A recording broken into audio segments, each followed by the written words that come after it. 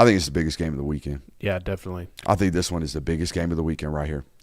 The Oklahoma Sooners go on the road to take on the Tennessee Volunteers. Night game inside of Neyland Stadium, man. Keys to the matchup for me.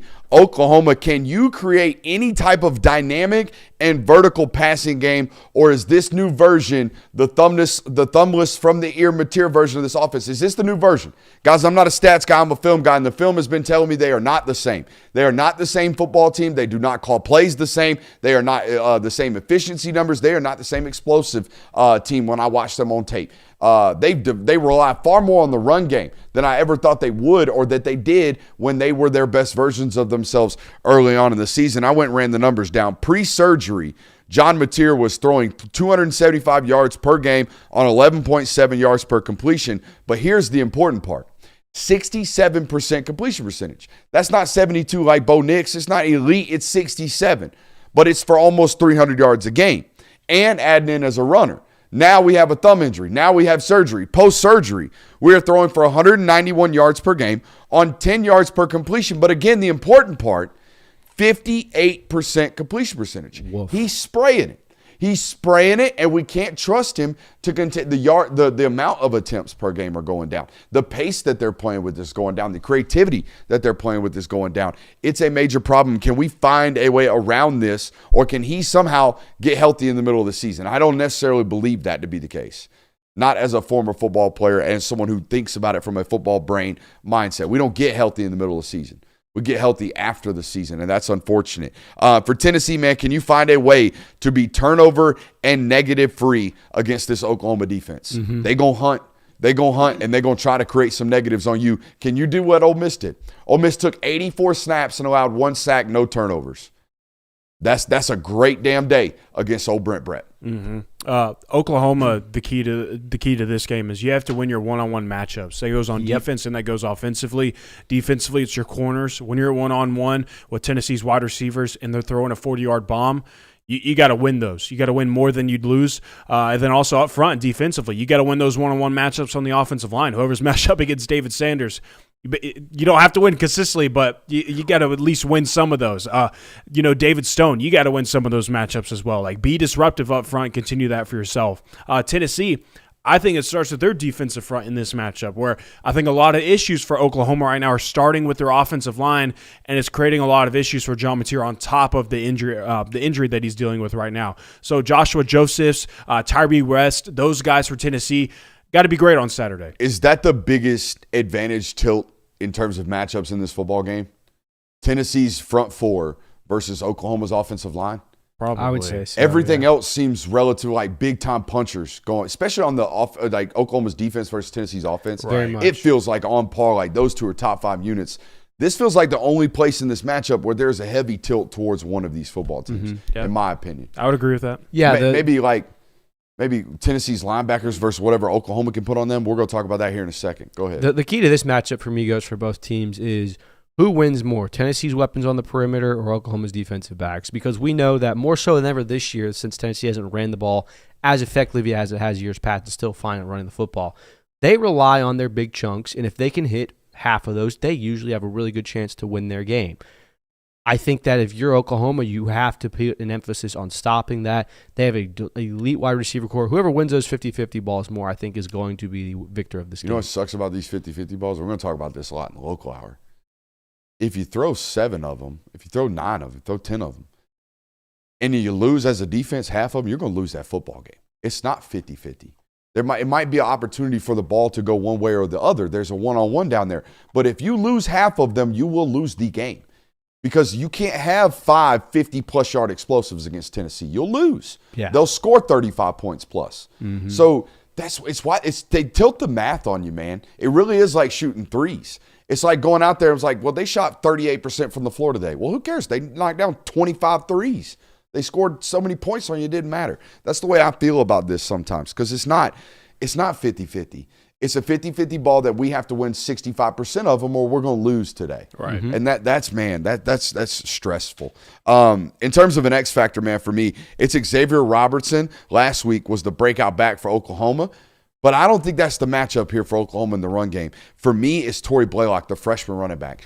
He is such an elite open field guy that if they can just get him on the second and third level against this Tennessee defense, he's going to have explosive runs. This might be the most porous tackling unit and poor tackling unit in the second and third levels that we have in the SEC in the form of Tennessee. They're bad. They can't get guys on the ground. So if Torrey Blaylock gets into that level, watch out. It might be 65, 70-yard touchdown. My X factor is Oklahoma's offensive line. It is going to win or lose you this game, in my opinion. So if you're allowing Tennessee's defensive line to just constantly create issues for in the run game and the passing game, if John Mateers is running for his life constantly, it's going to lose you this game. So those guys have to be on their A game against his team.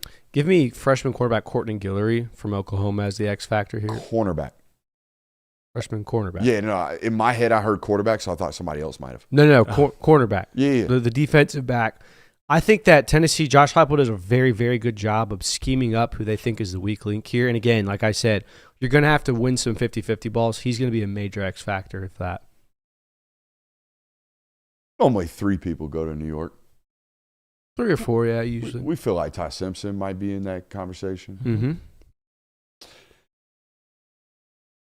Joey Aguilar receives his invitation in the mail stamped. You will be in New York in December after this weekend's 350-plus yard performance against Oklahoma in a big-time night game win against the nation's best defense in the Sooners. You heard it here first, unless it doesn't happen.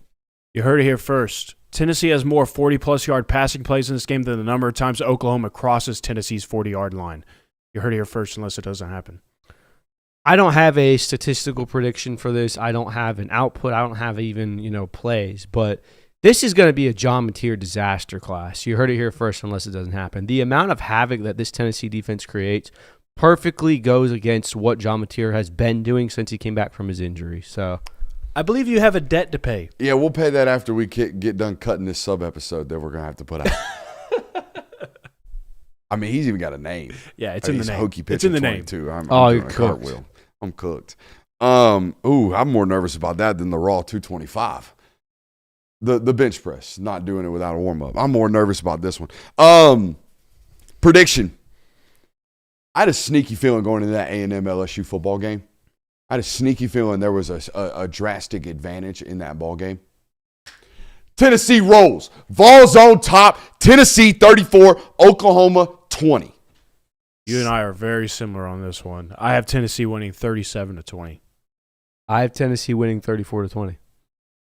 I think this Wow. is. I think John Mateer makes enough plays for him to get down the field and score some points. But Well, I slick felt like Ole Miss could have won that game 34-20. yeah, I mean, absolutely. Probably should have. But Tennessee has their own defensive issues. So Yes. as porous as Oklahoma has been at times offensively, there's still ways that they're talented enough to where they can certainly put up points. The one. Satania kid can cook But you. I just don't think they're going to be able to keep up pace with Tennessee's offense. Should I pay this debt now? yeah, I mean, you gotta rip the Band-Aid off at some point. Hokey pitcher, thank you so much. That was actually pretty good. That was pretty impressive. It was actually a really good cartwheel.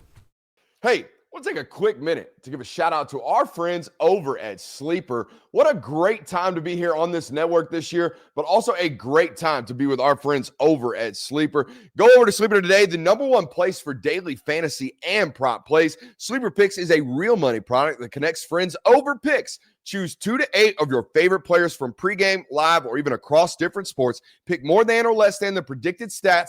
It's that simple. On Sleeper, you can get up to 100x payouts, share with your friends, and get rewarded today. Use promo code Brooks, as you see on the screen, on Sleeper and get 100% deposit match up to $100. Again, that's sleeper.com/promo/Brooks. Terms and conditions apply. Boys, as you know, we're about 28 minutes at the time of this ad read from the kickoff of NFL Sunday. So go ahead, run over to Sleeper right now. I'll give you permission to leave the stream actively. Go over to Sleeper, get a play in right quick, and get paid. We appreciate those folks over there at Sleeper. Again, that's promo code Brooks over there on Sleeper. Hey, folks, want to take a quick moment to give a shout out to our friends over at Ridge. You guys know me, whether it be due to my busy habits and daily schedules, or whether it be to my ADD brain forgetting to plug my phone in at night. I need to constantly have assistance with regards to keeping my phone alive. Ridge does a great job with their power bank. Not only that, got an elite kickstand right there for you guys that like to watch videos or maybe have your phone sitting and chilling throughout the day on your desk like I do. Not only that, that power bank is absolute money, as are these sleek wallets that they have available over there on Ridge. Ridge.com/Brooks10. Again, Ridge.com. Promo code Brooks10 will get you 10% off your first purchase over there at Ridge.com. We appreciate those guys for not only keeping this phone alive, but supporting this network as well. Ridge.com, promo code Brooks10.